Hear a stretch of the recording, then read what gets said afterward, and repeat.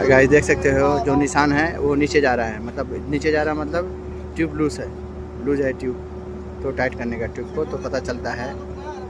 ठीक है, okay guys.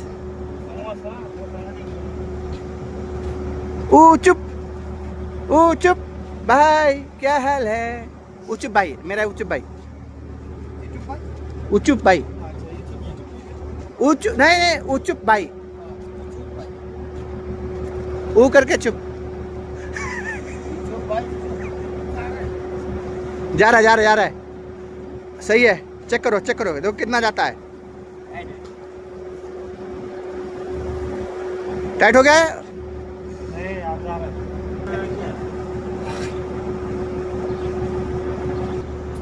करो,